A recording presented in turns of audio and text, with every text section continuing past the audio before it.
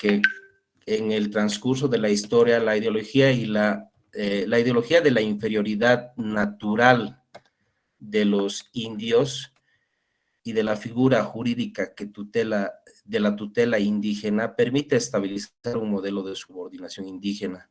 Los indígenas tenían muchos deberes y pocos derechos, de lo cual podemos ver la visión etnográfica y el Estado boliviano y la dimensión del Estado boliviano y la dimensión social darwinista. Eh, la visión etnográfica con relación al pluralismo jurídico, podemos decir que tiene un origen en el monismo jurídico, que como veíamos o como tenemos conocimiento en el antiguo sistema, nuestro orden jurídico estaba basado en el centralismo y no así en el pluralismo jurídico actual, como tenemos en el gráfico en Bolivia, con todas las organizaciones indígenas originario, campesinas. Con relación a la visión etnográfica, esta visión tiene que ver directamente con la concepción monista.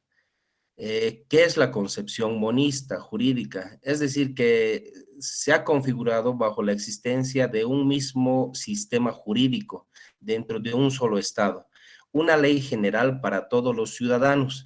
Es lo que teníamos antiguamente en nuestro sistema, que todo era centralismo. Eh, Su planteamiento central indica que no es posible admitir la existencia del pluralismo jurídico, la coexistencia del pluralismo jurídico en un sistema territorial. Además, lo que no está escrito no puede tener validez. Eso es lo que se decía antiguamente. El derecho, al no formar parte del Estado, no obliga a la obediencia al ciudadano, por más que se goce de legitimidad al interior de sus comunidades indígenas. Es decir, no están formalizados por el Estado, menos reconocidos.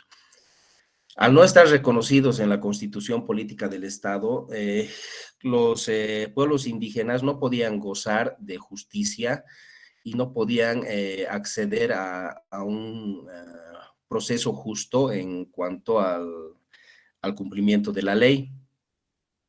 El social darwinista. ¿Qué nos dice la dimensión social darwinista? Como sabemos, el darwinismo es la ciencia que postula la evolución de las especies, en este caso, la evolución de la sociedad.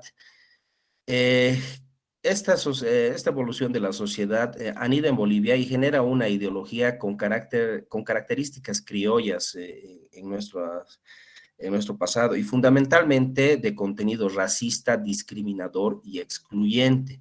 Vale decir que en la antigüedad solo los descendientes de españoles o los criollos tenían más derechos que los indios. De lo cual podemos extraer que en el siglo XIX el proyecto criollo de sujeción indígena del horizonte del constitucionalismo liberal se expresó bajo tres técnicas constitucionales: asimilar o convertir a los indios en ciudadanos intitulados de derechos individuales mediante la disolución de los pueblos indios, con tierras colectivas, autoridades propias y fuero indígena para evitar levantamientos. Lo que se quería era coartar a los campesinos de sus derechos con el pretexto de que se los va a, a titular para que estos no se levanten. Después, reducir y civilizar y cristianizar a los indígenas todavía no colonizados, a quienes las instituciones llamaron salvajes para expandir la frontera indígena agrícola. Hacer la guerra ofensiva y defensiva contra las naciones indias, con las que las coronas habían firmado tratados y a las que las constituciones llamaban bárbaros, para anexar a sus territorios de Estado. El siguiente, por favor. Shirley. Bueno, a mí me toca hablar sobre la, bueno, las normativas del pluralismo vigente en Bolivia.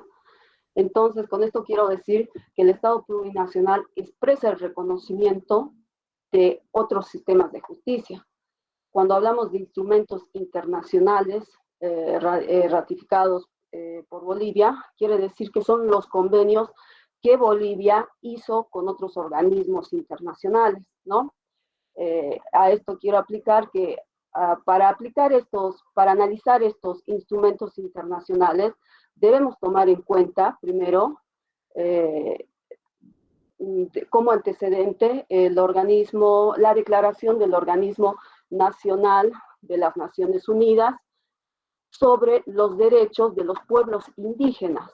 ¿Qué quiere decir esto? Que en este documento se encuentra un preámbulo, está dividido en 9 partes, tiene 45 artículos.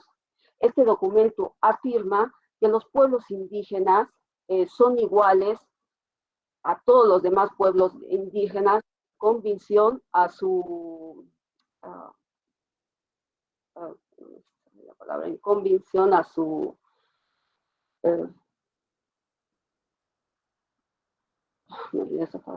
a su integridad, si no me equivoco, en convicción a su integridad. También tienen sus derechos, también tienen sus derechos, aquellos derechos que por parte, ¿no? Tienen el derecho, ellos dicen que reconoce el derecho de pueblos indígenas que pueden ser diferentes, pueden también ellos derivarse diferentes a sí mismos y estos tienen que ser respetados, ¿no? Se habla también, se reconoce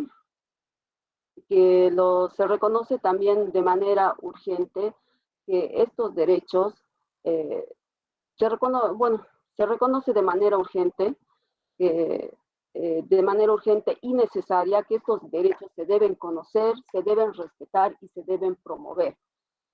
Y también las características internas de los pueblos indígenas, ¿no? O sea, quiere decir derecho a la tierra, a su territorio, a sus recursos derivados.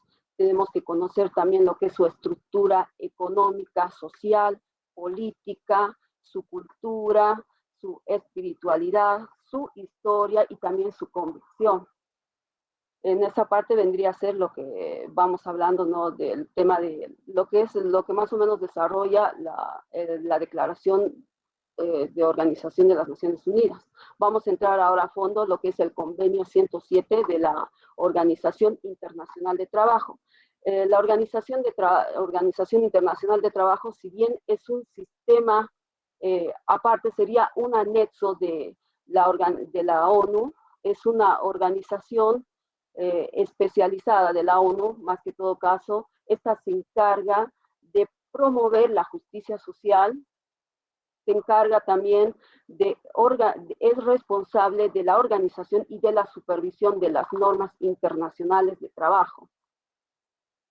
Este convenio 107 se firmó el 5 de junio de 1957 en Ginebra, en su 40ª reunión, o sea, en la reunión número 40, donde este convenio se firma y se establece, se anuncia la protección y la integración de los pueblos indígenas y asimismo también se dice que los estados tienen obligaciones a estos mismos pueblos, ¿no?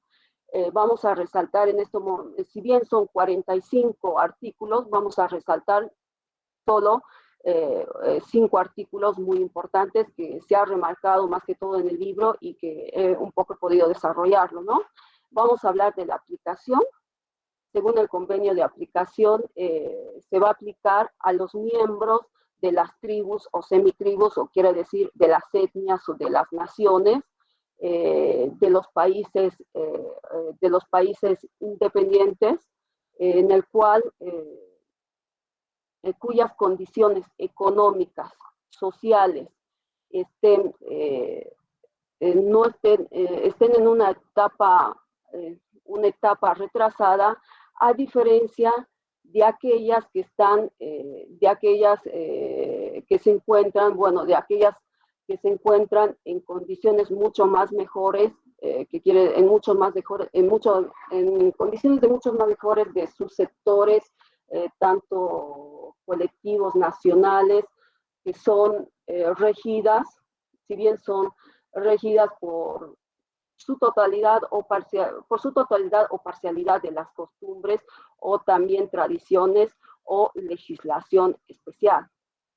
En esta parte vendría a ser lo que sería el artículo, bueno, de la aplicación, ¿no?, que resalté. Después se va a hablar del artículo 2, que son las medidas. Eso quiere decir promover su desarrollo, o sea, son programas que deben comprender medidas. ¿Qué quiere decir con esto?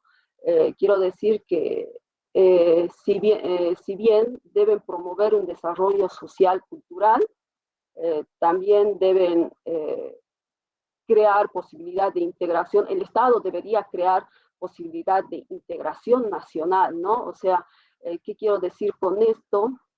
Que si bien el Estado está en obligación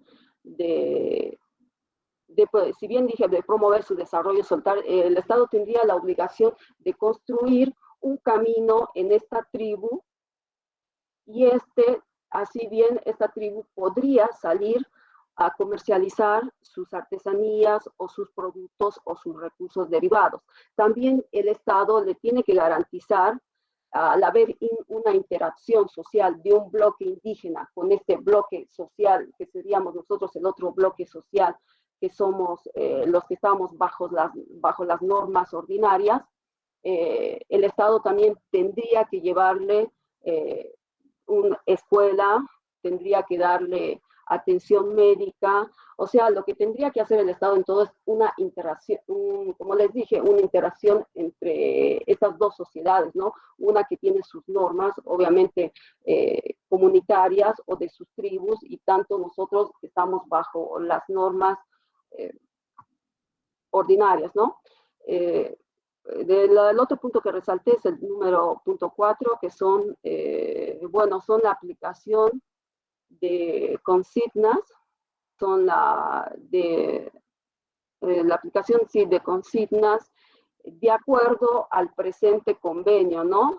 Relativos a lo que es la integración de los pueblos, que quiere decir que se tiene que tener en consideración los valores religiosos de estos pueblos indígenas, sus valores religiosos, culturales, y también tiene que tenerse en cuenta las formas de control de dicha población social. O sea que el cambio que vamos a introducir, la escuela que vamos a introducir o algún proyecto que vamos a introducir de integración, no tiene que ser demasiado fuerte, tiene que ser paulatinamente para que estas comunidades no sientan ese choque de interacción inmediatamente. Es decir, yo no puedo ir el Estado no puede ir y poner una iglesia cuando estas tribus tienen sus normas religiosas, como pueden tener sus dogmas, como también tienen sus famosos, no me acuerdo el nombre, pero bueno, no se me fue el nombre de la mente. Pero bueno, cada uno tiene, como dije, sus convicciones religiosas, entonces no podemos venir de golpe, interponerles y quebrar todos esos valores que tienen ellos, ¿no? Tiene que ser paulatinamente, tiene que ser regulado. Cuando hablamos de costumbres, voy al artículo 4, cuando se habla de costumbres, se dice también que cuando se definen las obligaciones y los derechos para estas poblaciones indígenas, tenemos que tener en cuenta que tenemos que respetar, si bien tenemos que tener en cuenta su derecho consuetudinario, o sea, su derecho de costumbre. Ellos pueden establecer, pueden mantener sus costumbres, pueden mantener sus instituciones, siempre y cuando no sobrepasen lo que es también las normas ordinarias, las leyes ordinarias, siempre y cuando estén reguladas, estén al mismo nivel y no estén como por arriba de ellas o las estén ignorando, ¿no? Siempre y cuando, es como dije, pueden mantener su derecho consuetudinario, pero siempre y cuando esté regulado, no sobrepase tampoco nuestras normas. Bueno, Eso sería el artículo 7 que resalté de las costumbres. El artículo 8 sobre el respeto de sus normas. En este caso voy a corregir a mi compañera que estaba diciendo que cuando hablamos del respeto de sus normas, es que si bien ellos tienen normas jurídicas comunitarias o así de sus mismas tribus o poblaciones, vamos al caso que, como hablaba la compañera, decía que tienen un secretario de justicia. Evidentemente sí tienen un secretario de justicia. Que en estos casos, cuando vamos a hablar de sus normas, vamos a respetar solo el margen para ellos hacen aplicación de justicia a sanciones que son leves, como dijo mi compañera, robo de ganado o paso perimetral, o cuando hay problemas de riego, problemas de territorio o de ganadería, o también de abandono de algún familiar, ¿no? Como puede ser de un padre. Entonces, este secretario de justicia lo que va a hacer es tratar de hacer una conciliación entre ambas partes en el lugar de hecho, y en caso que él haya robado una oveja, entonces primero va a escuchar los dos relatos y a medida de eso va a aplicar después la sanción y va a decir que el otro le tiene que regresar de igual manera su oveja, ¿no? Y así mismo. Pero cuando pasa, ¿qué quiere decir cuando hacen sus respetos de normas? Se va a respetar los derechos jurisdiccionales de los indígenas siempre y cuando no violen los derechos humanos.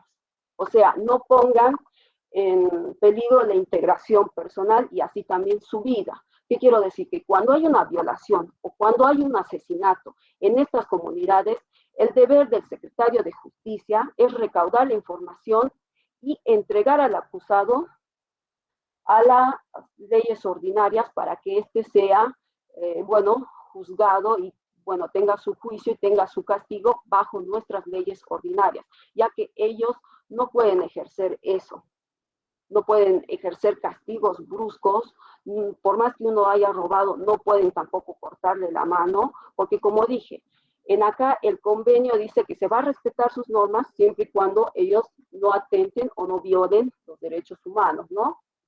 Y vamos a hablar de integridad física o de la vida. Cuando hablamos de protección, que es en el artículo 10, es cuando, voy a hacer un ejemplo, es como cuando un chiquitano sale de su comunidad y él tiene conocimiento de sus normas, de su población. Pero como él sale de la comunidad y viene a nuestra sociedad, él no tiene conocimiento de nuestras leyes o de nuestras normas. Entonces, él en su sociedad, en su tribu, él estaba acostumbrado a la cosecha comunitaria, a la ganadería comunitaria, o sea, que todos participaban de la cosecha, de la ganadería, y cada uno podía agarrar lo que necesitaba. Podía sacrificar una ovejita o así podía agarrar cierta cantidad, ¿no?, del cultivo. Entonces, es de acuerdo a sus necesidades, porque para ellos estaba bien, porque todo era de todos, ¿no? Y solo agarraban de acuerdo a las necesidades de cada uno. Pero si ese chiquitano venía a la ciudad y de repente, viene con su familia y él ve una ovejita, evidentemente él no conoce nuestras normas. Entonces, ¿qué se va a hacer? Agarra la ovejita pensando que eso está bien, que él piensa que las mismas normas se aplican acá, entonces evidentemente acá lo que va a hacer la persona a quien le sacó la oveja lo va a denunciar y por ende se lo va a arrestar. Pero ¿qué quiere decir acá la protección? Que esa persona, ese chiquitano no tiene conocimiento de nuestras normas, entonces ahí mismo se le va a dar conocimiento de lo que él hizo, es un robo y que eso está mal bajo nuestras normas y tiene un castigo, por ende póngale de 5 años. Entonces nosotros vamos a justificar, vamos a buscar sus causas de justificación. En este caso tengo entendido que puede ser con el indio selvático, ¿no? Que este pequeño comunitario, este chiquitano, no tiene conocimiento. Entonces se lo libera, porque como dijimos, él no tenía conocimiento de esto. Entonces, ya él teniendo conocimiento no lo va a volver a hacer. Otro caso sería que, vuelvo de nuevo a los chiquitanos, que en el chiqui, por ejemplo, pongo ejemplos, no solo para explicar, que en esta tribu puede ser también que están acostumbrados que a una mujer, un chiquitano le puede gustar a la otra chiquitana y él la puede tomar porque en la comunidad está establecido que él puede tomar en contra o de su voluntad a esta persona, entonces, entonces en ahí no es un castigo, no es un delito, pero cuando este sale de su tribu, viene a nuestra sociedad, evidentemente le puede gustar una mujer y la puede tomar a la fuerza. En el caso de nuestra sociedad, sí es un delito. Pero en este caso, nuevamente vuelvo a repetir, él no tiene conocimiento de eso. Entonces, en este caso, sí él cometió un delito, pero no tenía conocimiento. Si bien, pongo un ejemplo, de violación corresponde 20 años, lo que se le va a hacer a él es se le va a hacer una reducción de pena porque no tenía conocimiento, pero sí debe pagar el delito que cometió, ¿no? En ese caso es cuando dicen la protección al aborigen cuando sale de su comunidad y no tiene conocimiento a nuestras leyes ordinarias, ¿no? Por eso acá yo había resaltado nada más que el indígena que llega a nuestra sociedad es un tanto ignorante e inocente. Eso es lo que, bueno, quería reflejar en lo que es el convenio, ¿no? Bueno, no sé, prosigue nuestra siguiente compañera. Le doy pase a Angélica.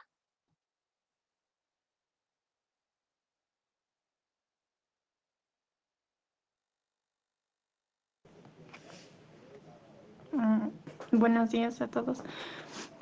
Mi parte es Pasto de San José de Costa Rica. El Pasto de San José de Costa Rica, o también llamado el Convenio Americano de San José de Costa Rica, es un tratado internacional que prevé derechos y libertades que tienen que ser respetados por dos estados o partes. ¿Eso qué quiere decir? Son los que prevé derechos y libertades que tienen que ser respetados, como la vida, la integridad y la libertad ante la ley. El Pacto de San José de Costa Rica tiene 3 artículos. Artículo número 1. El siguiente, por favor. Artículo número 1. Se comprometen a respetar los derechos y libertades de todas las personas que tienen sujetas y su jurisdicción, que tienen por algún motivo de raza, color, idioma, religión, opiniones políticas o de cualquier otro índole. Origen, nacionalidad, social, posición económica, nacimiento o cualquier otra condición social. Artículo número 2. Es garantizado por disposiciones legislativas o de otro carácter. Los estados se comprometen a tomar medidas para garantizar los derechos y libertades. Los estados se comprometen a adoptarlo con arreglo a sus procedimientos constitucionales y las disposiciones para el convenio o las medidas legislativas o de otro carácter que fueron necesarias para hacer efectivo tales derechos y o libertades. Artículo número 8. Todas las personas tienen derecho a ser oídas por un juez o tribunal dentro del plazo establecido, con las debidas garantías, dentro de un plazo razonable por un juez que competente e imparcial. Todas las personas inculpadas de un delito tienen derecho a que se presuma su inocencia mientras no se demuestre su culpabilidad. Mientras no se establezca legalmente su culpabilidad durante un proceso. Inculpado de ser asistido gratuitamente por el traductor o que se hable el idioma de un juez o tribunal.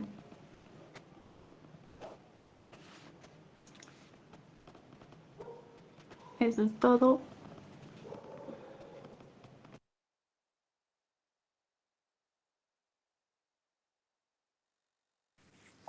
¿Han terminado todo el tema, Angélica?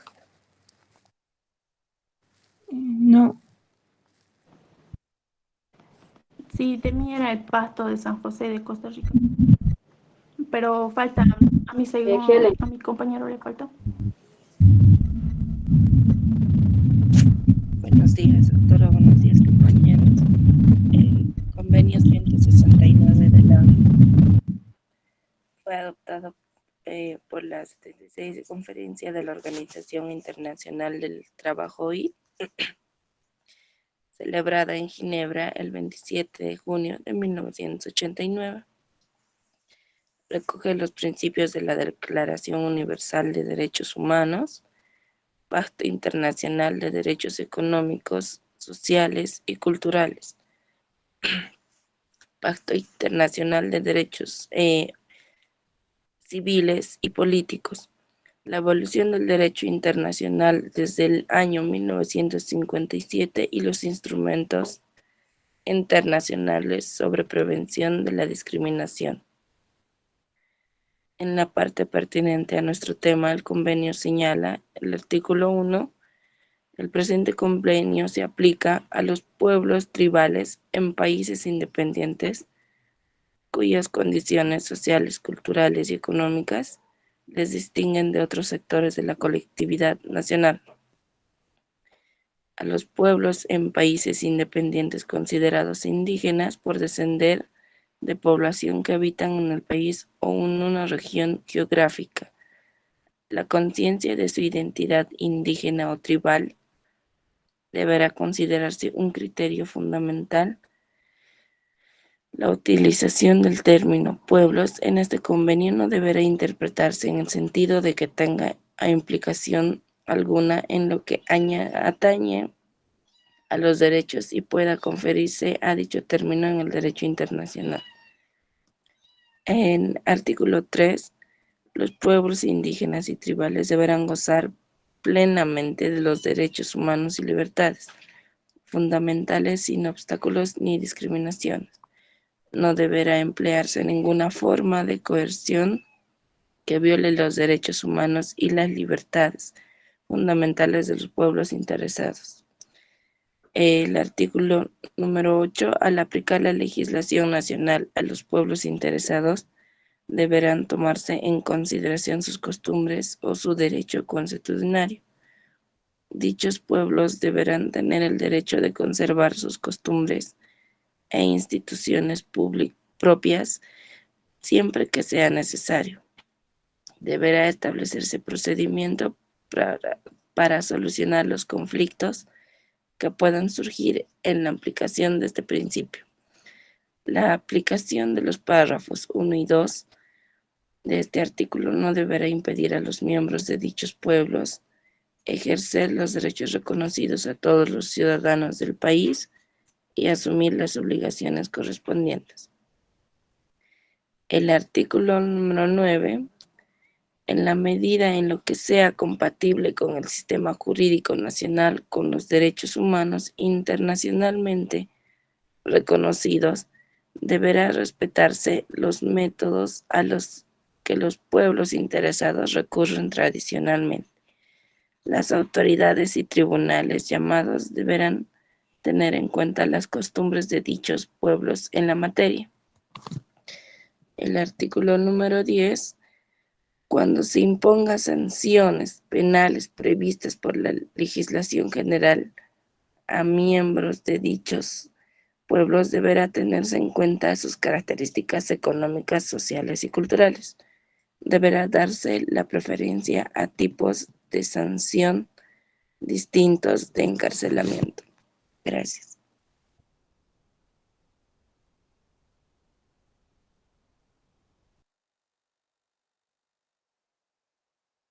Micaela.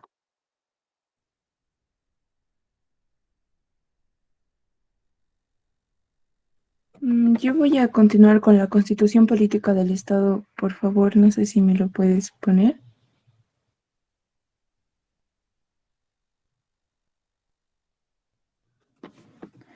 Buenos días, doctora, buenos días, compañeros. Voy a hablar de la Constitución Política del Estado. Como sabemos, la Constitución Política del Estado fue promulgada el 7 de febrero de 2009. Está dividida en cinco partes y tiene 411 artículos. No me gustaría leerles artículos porque pues sé que nos cansa, pero algo importante que tenemos que hacer cada vez que leemos un artículo es entender muchas veces palabra por palabra para que podamos entender por completo a lo que estamos leyendo y diciendo. Entonces, empezamos hablando del artículo 1, donde dice que Bolivia se constituye en un estado unitario. Unitario entendemos que busca también pues esa unidad y que es social de derecho plurinacional comunitario, que reconoce el pluralismo como principio. Y ya más antes, compañeros mencionaban la referencia y conceptos sobre pluralismo y nos vamos a basar en diversos sistemas de regulación social. Es libre, es independiente, es soberano, no dependemos de otro país, es democrático, es intercultural, es decir, que tiene diferentes culturas, es descentralizado, el poder no solamente está en un lugar, sino que el poder está descentralizado en diferentes lugares y tiene autonomías. Bolivia se funda en, en la pluralidad y el pluralismo político, económico, jurídico, cultural y lingüístico dentro del proceso integrado del país que buscamos integrarnos y ser uno solo. Y ya entrando también, la siguiente, por favor, a los pueblos indígenas originarios campesinos. Sé que varios de mis compañeros han leído igual artículos que pues favorecen a los pueblos indígenas.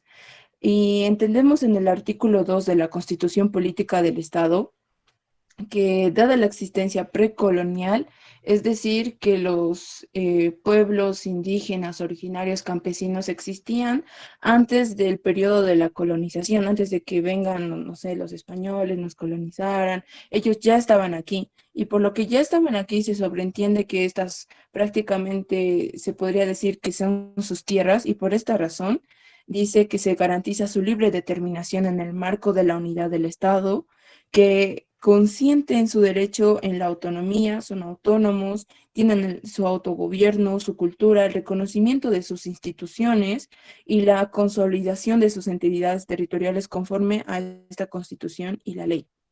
Podemos decir entonces que los pueblos indígenas originarios campesinos tienen y se favorecen de demás derechos. En la siguiente diapositiva, por favor, vamos a ver siguientes artículos también que benefician a estos pueblos como tal, que empezamos hablando también del artículo 30 de la Constitución Política del Estado, que menciona todos los derechos en una lista de que tienen estos pueblos indígenas originarios campesinos en la Constitución.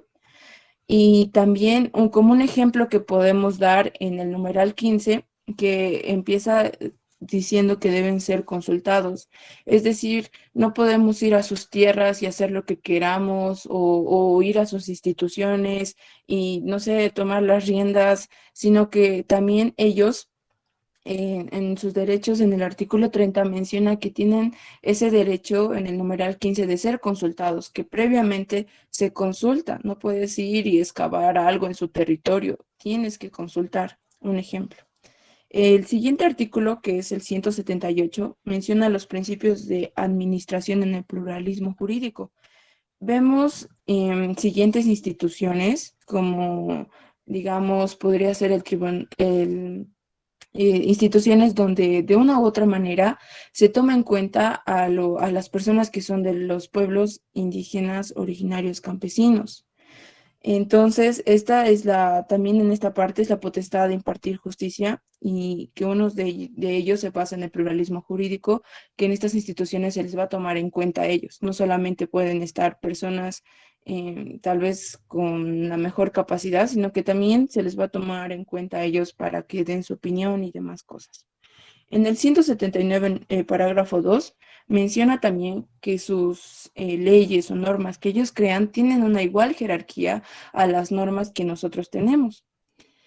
El 190, como mencionaban algunas de mis compañeras, menciona la jurisdicción indígena originaria campesina, donde ellos van a, pues, poder tener esa jurisdicción libre, como habíamos mencionado, con su autonomía, su autogobierno, y que también debe ser respetada.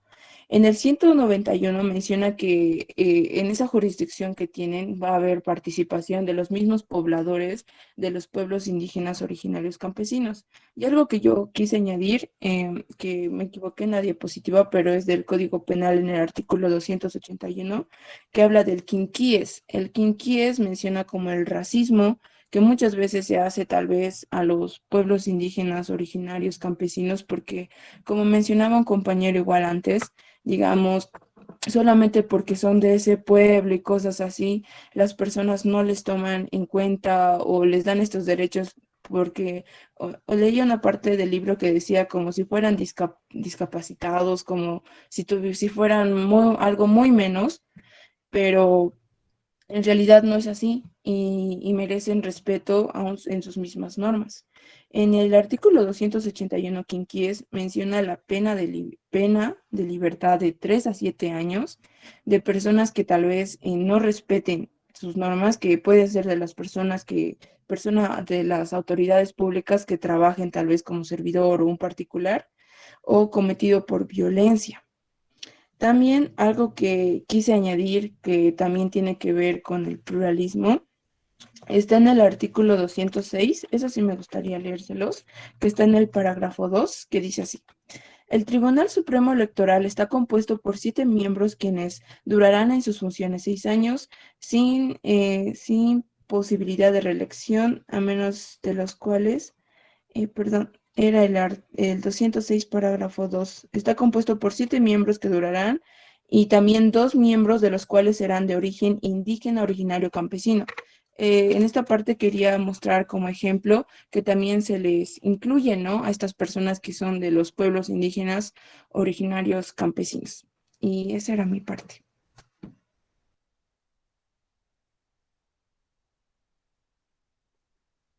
No se le ve bien.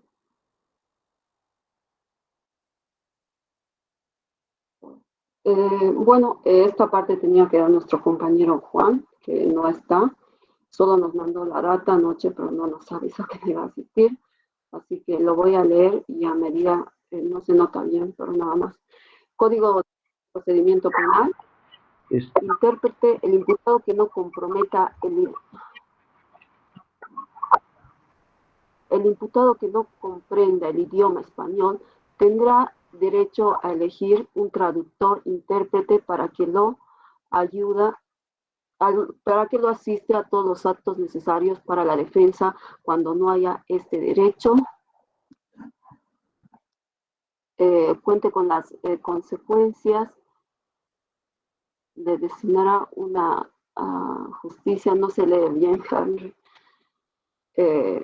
Habla del artículo 28, justicia indígena, se extinguirá la acción penal cuando el delito o la falta se cometa dentro de una comunidad indígena y campesina por uno de sus miembros contra uno de ellos y sus autoridades naturales lo hayan resuelto en el conflicto conforme a su derecho.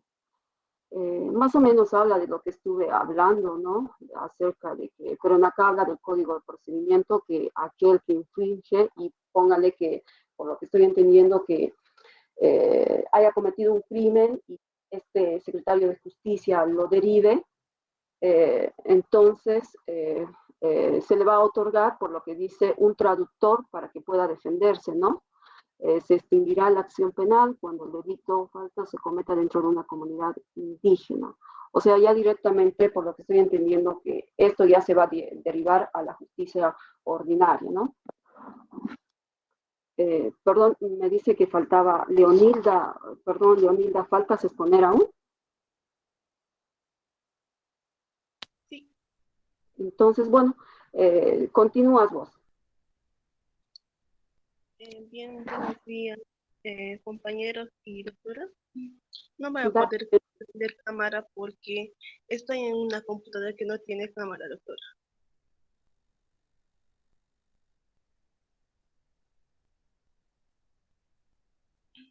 Declaración sobre los derechos pueblos indígenas. Las Naciones Unidas, el 13 de septiembre de 2007, después de más de 20 años de liberación, se emitió la Declaración sobre los Derechos de los Pueblos Indígenas, que son más sobresalientes. Los pueblos indígenas también son, ¿Por qué no prende su cámara, Leonilda? Le tengo que decir. como le digo, doctora, estoy en una computadora que no tiene cámara y no puedo.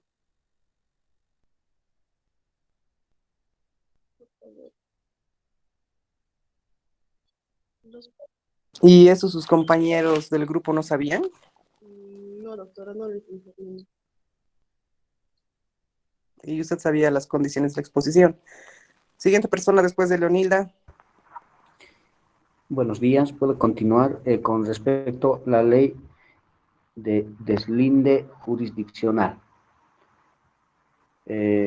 Bueno, de acuerdo a la Constitución Política del Estado, la ley de deslinde jurisdiccional en el artículo 191 dice textualmente de esta manera: la jurisdicción indígena originaria campesina se fundamenta en un vínculo particular de las personas que son miembros de la respectiva nación o pueblo indígena originaria campesino. Con respecto a esta situación. Nuevamente, Juan, usted que acaba de entrar, no ha escuchado que no pueden leer. Cuando hemos llamado lista, usted no estaba. Siguiente persona, por favor. Pero estoy leyendo la Constitución Política del Estado, tal como es. Siguiente persona, por favor. No tenemos más, nadie más, doctora. De acuerdo. Preguntas, grupo. Antes de que pregunte yo, por favor.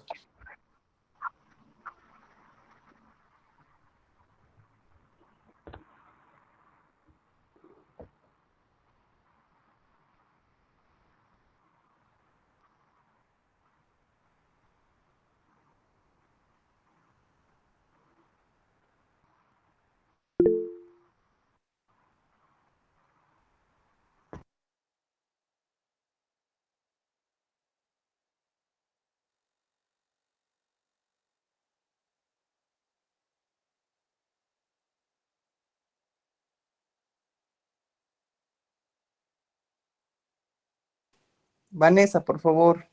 La definición de interlegalidad.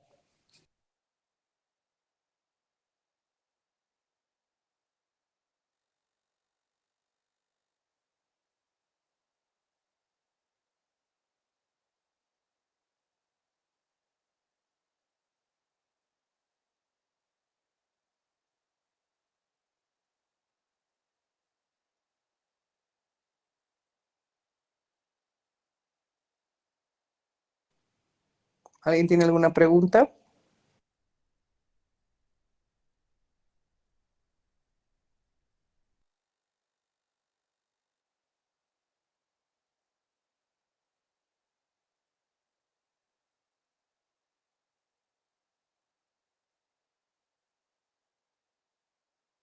Buenos días, doctora. Creo que nos quedamos un poco confundidos porque hay subtítulos que no exponieron los compañeros y mi pregunta podría ser, ¿qué importancia tenía la religión en el tema de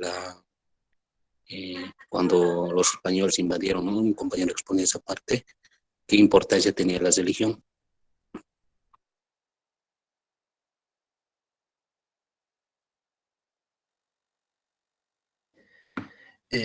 Bien, Johnny, buenos días.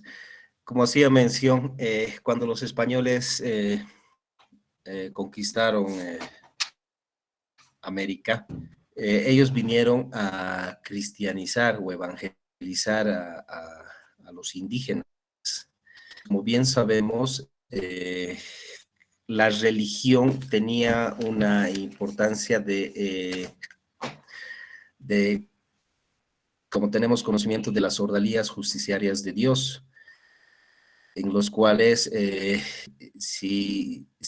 a nombre de Dios se emitían algunas sanciones, pero sin embargo, a contraste con las creencias indígenas de los aborígenes de América, para ellos algunas acciones no eran faltas.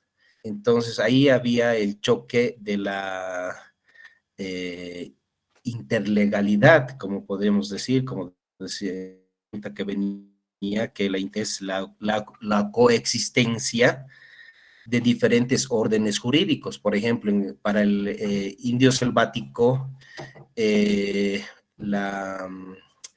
tener una o dos mujeres no es un delito, o no era un delito, pero para el hombre de la ciudad sí constituye un delito. Entonces, el cristianismo o la religión influía bastante porque los conquistadores se abocaban a que lo religioso influía bastante en lo moral.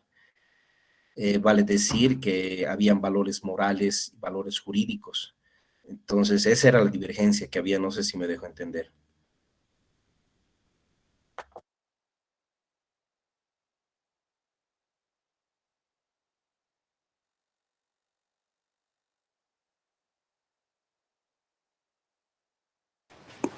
A ver, a estas circunstancias el grupo 2, que no pudo exponer por un tema de las noticias, una mala organización, presentaron una solicitud formal.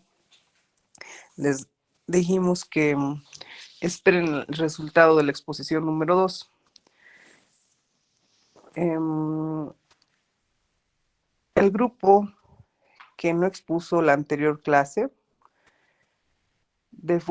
búsquense de 2 representantes para el grupo, máximo 3, que puedan sintetizar específicamente este tema en los contenidos de la interlegalidad, la diferencia entre patrimonio y pluralismo, y la ley de jurisdiccional más los instrumentos internacionales, así muy puntual, ya que ustedes tenían una exposición de 0 porque no han expuesto. Entonces, obviamente, el trabajo no es sobre la misma nota. Bueno, eso para el grupo siguiente. Entonces, la siguiente clase tenemos el capítulo 3, Justicia Indígena de Bolivia, caso Comunidad Raga y Pampa, donde está Blanca, Brandy, Elsa, Tatiana, Ana Laura, Lisette, Alex, Ibar, Laura y Esther. Primero comienzan, vamos a comenzar desde las 6:30, y después de la exposición de ese grupo, porque tenemos que administrar bien el tiempo y empezar 6:30, ya el grupo que no ha expuesto, pues hace las precisiones que les he señalado en este momento, ¿no? Cualquier cosa se comunican al WhatsApp con Cristian también para coordinar cualquier aspecto.